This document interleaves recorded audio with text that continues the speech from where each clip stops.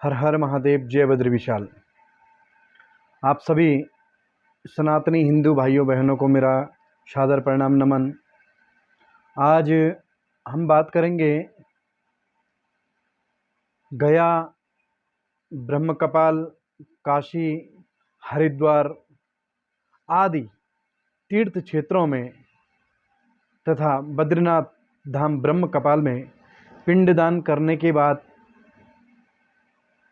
श्राद्ध तर्पण करना आवश्यक है या नहीं, क्योंकि बहुत से लोगों के द्वारा कहा जाता है कि हमने अमुक तीर्थ में पितरों की सद्गति कामना के लिए पिंडदान तर्पण आदि कार्य पूर्ण रूप से कर दिया है। तो सबसे पहले तो मैं बताऊंगा, श्राद्ध पक्ष जो कि आश्विन मास में आते हैं उसमें तर्पण का विशेष महत्व, क्योंकि लोगों के मन में शंकाएं रहती हैं। तो श्राद्ध, सबसे पहले श्राद्ध शब्द श्रद्धया पितरन उद्दिश्य विधिनाम क्रियते यत् कर्मम तत् श्राद्धम। श्रद्धा भक्ति से तथा विधि विधान से पितरों के निमित्त किए गए कार्य को श्राद्ध कहते हैं। श्राद्ध, फिर श्राद्ध शब्द की निष्पत्ति श्रद्धा से ही श्राद्ध शब्द की निष्पत्ति हुई है। श्रद्धार्थमिदम श्राद्धम, इसलिए श्रद्धया कृतम संपादितम इदम, श्रद्धा भक्ति से जो है श्राद्ध कर्म करना चाहिए।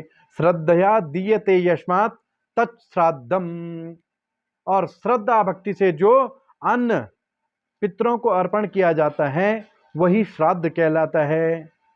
इसलिए मनु आदि स्मृतियों में, पितृयज्ञ में तथा श्राद्ध कल्पलता में और बहुत से ऐसे पुराण हैं जिनमें श्राद्ध पक्ष के बारे में बहुत ही उत्तम लेख आया है। गीता प्रेस गोरखपुर की भी पुस्तक है जो अंतकर्म पद्धति, उसमें भी लेख आता है। निर्णय सिंधु आदि में भी श्राद्ध पक्ष से संबंधित कि श्राद्ध किस प्रकार से करने चाहिए, कितने प्रकार के श्राद्ध होते हैं। तो वैसे श्राद्ध तो 96 प्रकार के होते हैं। श्राद्ध करने से कल्याण की प्राप्ति होती है। तो इसलिए मैं आप लोगों से कहूँगा कि श्राद्ध अवश्य आपको करना चाहिए। क्या होता है कि पितृगणों को तृप्त करने के लिए तथा पितरों का आशीर्वाद पाने के लिए हम लोगों को आश्विन मास में जल अर्पण करना ही चाहिए। आश्विन मास हो या आप किसी तीर्थ में जाते हैं, पितरों के निमित्त सदैव जल अर्पण कर सकते हैं। अगर जल अर्पण करने के लिए भी समय ना हो तो आप पितरों का स्मरण करते हुए दोनों हाथों को ऊपर उठा करके आप पितरों का स्मरण करेंगे तो उससे भी पितरों की तृप्ति प्राप्ति होती है। श्रद्धात् परतरम नान्यम श्रेयस्कर मुदाहृतम तस्मात् सर्व प्रयत्नेनम श्राद्धम कुर्यादित क्षणम। कहते हैं कि इस जगत में श्राद्ध से श्रेष्ठ अन्य कोई कल्याणकारी मार्ग नहीं है। अतः बुद्धिमान लोगों को यत्न पूर्वक अपने पितरों के निमित्त श्राद्ध कर्म को करना चाहिए। श्राद्ध अपने आयु को बढ़ाता है। आयु पुत्रान यशः स्वर्गम कीर्ति पुष्टि बलम श्रियम पशुम सौख्यम धनम धान्यम प्राप्नुयात् पितृ पूजनम। केवल पितरों को पूजन करने से आयु, पुत्र, धन, धान्य तथा वंश की वृद्धि होती है। इसलिए आप लोग श्राद्ध कर्म को अवश्य करिए।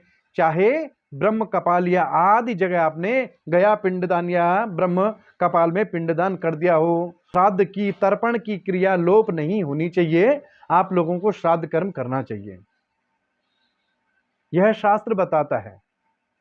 बहुत से लोग कहते हैं कि आचार्य जी, हमने ब्रह्म कपाल में जाकर के पितरों का तर्पण और पिंडदान किया है, तो हमें बताया गया है कि अब आप लोग तर्पण कार्य नहीं करेंगे, कि एक बार आपने पितरों को भेज दिया है तो पितरों को पुनः नहीं बुलाया जाता है।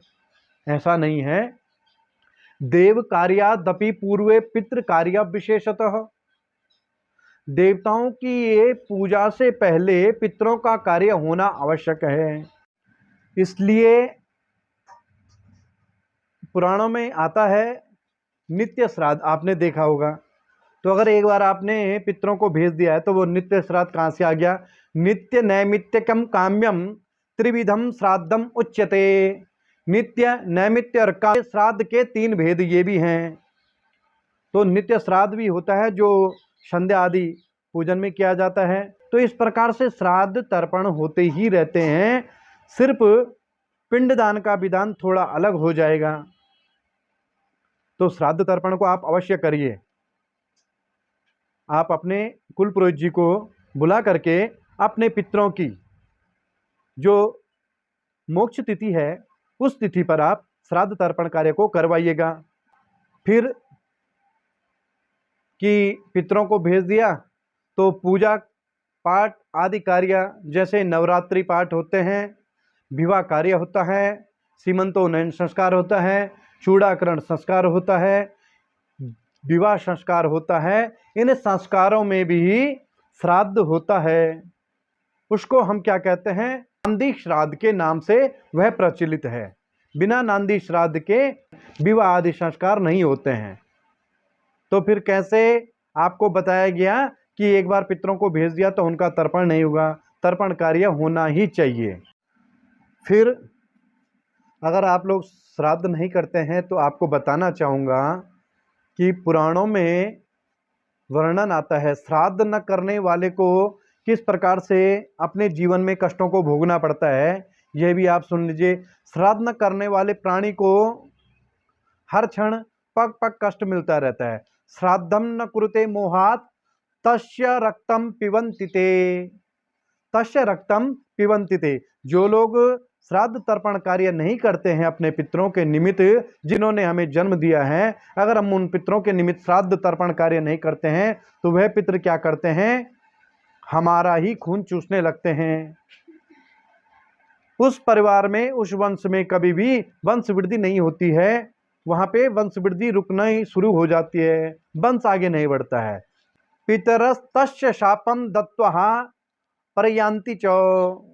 पितर फिर क्या करते हैं? जो लोग श्राद्ध कर्म नहीं करते हैं उस परिवार, उस वंश को क्या करते हैं? श्राप दे देते हैं। और वह श्राप, पितरों का श्राद्ध, तब लोग बोलते हैं कि हम पे पितरों का दोष क्यों आ रहा होगा? इसलिए आ रहा है क्योंकि हम अपने कर्मों को भूल गए। देव ऋण, ऋषि ऋण और पितृ ऋण, इन तीनों ऋणों से हम कैसे उऋण होंगे जब हम अपने पितरों को ही प्रसन्न नहीं करेंगे। क्या होता है श्राद्ध तर्पण में? 1 लोटा जल का ही सिर्फ वह पितर हमसे मांगते हैं। आप जल लाइए, तिल, यौ, अक्षत, दूध, दही, घी, शहद और तुलसी पत्र से आप श्राद्ध तर्पण करिए। अगर ये चीज़ें भी उपलब्ध नहीं होती हैं तो आप सिर्फ जल का ही जो है पितरों को तृप्त कर दीजिएगा। लेकिन श्राद्ध तर्पण अवश्य करने हैं। आप अपने कुल पुरोहित जी से बात करिए और उन्हें बुलाइए कि हमें श्राद्ध तर्पण करवाना है। श्राद्ध तर्पण एक ऐसी प्रक्रिया है कि उसमें सबसे पहले जैसे कि देवताओं के लिए, गणपति आदि के लिए गणपति त्रिपिताम, ब्रह्म त्रिपिताम, विष्णु त्रिपिताम, देव ऋषियों के लिए, सप्त ऋषियों के लिए शनक त्रिपिताम, सननंद त्रिपिताम, सनान त्रिपिताम। तो यह तर्पण कार्य देवताओं से लेके यक्ष, गंधर्व, राक्षस सब तक तर्पण कार्य जाता है। भीष्म पितामह तक को यह तर्पण जाता है। इसलिए तर्पण कार्य से बढ़कर कोई भी उत्तम पितृ पूजन है ही नहीं। इसलिए तर्पण कार्य को करना ही चाहिए, क्योंकि तर्पण कार्य से देव, गंधर्व, यक्ष, नाग सब तृप्त होते हैं और अपने पितरों की भी तृप्ति होती है। क्योंकि यमलोक से विशेषकर अश्विन मास के किष्ट पक्ष में, अश्विन मास की किष्ट पक्ष पितरों का दिन कहा जाता है, अमावस्या तिथि तक। तो इसलिए पितरों को उस समय वहां से मुक्त किया जाता है पितृलोक से। और वह पितर आते हैं और अपने स्थानों पर जाकर के देखते हैं कि हमारे बच्चे, हमारे कुटुंबीजन हमारे लिए तर्पण श्राद्ध आदि कर्म कर रहे हैं या नहीं कर रहे हैं। और जब वो आते हैं वे देखते हैं कि हाँ जी तर्पण कार्य हो रहा है, तो अपने वंश को जो है आशीर्वाद देते हैं। आयु प्रज्ञां धनम विद्या स्वर्ग मोक्ष सुखानि च प्रयच्छन्ति तथा राज्यम पितरम श्राद्धा तर्पिता। तो वह पितृ संतुष्ट होकर के पितृगण जो है श्राद्धकर्ता को दीर्घायु, संतति, धन, विद्या, राज्य, सुख, स्वर्ग और मोक्ष की क्या करते हैं, प्राप्ति करवाते हैं।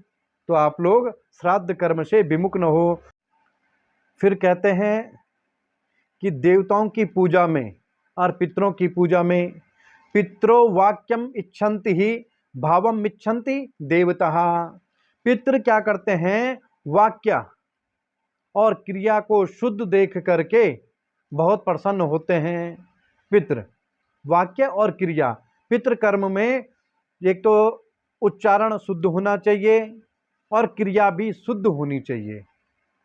अरे भावम इच्छन्ति देवता, और देवता क्या होते हैं, भाव से, भावो तिष्ठति देवता। अगर आपकी भावना उत्तम है तो देवता जो है भाव से ही प्रसन्न हो जाते हैं। ऐसा नहीं कि हमने कह दिया हमारे अंदर भावना है नहीं देवताओं के प्रति और हम भगवान जी को सोने का छत्र, नाना प्रकार की मणि, रत्न, अलंकार, आभूषण इत्यादि जो है भगवान को अर्पण कर रहे हैं और वो भी अहंकार से, तो वह स्वीकार नहीं है। पत्रम पुष्पम फलम तोयम यो में भक्त्या पृच्छति। मेरा भक्त मुझे जो है श्रद्धा भाव से पत्र पुष्प भी अगर अर्पण करता है तो उसको मैं स्वीकार करता हूँ, ऐसा भगवान जी कहते हैं। इसलिए पितरों के कार्य में जो है कि वाक्य और शुद्धता तथा जो है क्रिया शुद्ध होनी चाहिए। इसलिए मनुष्य इस लोक से उस लोक में जाने के बाद किस प्रकार से सुख चैन से रहे। पुण्य नामक त्रायतो इति पुत्रम, पुनात नामक नरक से तारने वाले को पुत्र कहा जाता है। इसलिए इस लोक में अनेक प्रकार से यज्ञ, जप, दान, पुण्य कर्म करके तथा पितरों का पूजन करके अपने परलौकिक जीवन को किस प्रकार से सुख एवं समृद्धि और शांतिशाली मनुष्य बना सकता है तथा उसकी मृत्यु के बाद उस प्राणी की उद्धार के लिए पुत्र पौत्र आदि क्या क्या कर्तव्य है, यह सब जानकारी हम लोगों को प्राप्त होनी चाहिए। ओम अनादि निधनो देवा शंखचक्र गदाधर अव्यय पुंडरीकाक्ष पितृमोक्ष प्रदो भव यस्य स्मद्मात्रेण जन्म संसार बंधनात् विमुच्यते नमस्तस्ये विष्णवे प्रविष्णवे। हम सभी इस जन्म संसार के बंधनों से मुक्त होकर के उस परमात्मा के दिव्य धाम को प्राप्त करें तथा वह परमात्मा हमारे सभी पितरों को जो है मोक्ष की प्राप्ति करवाए।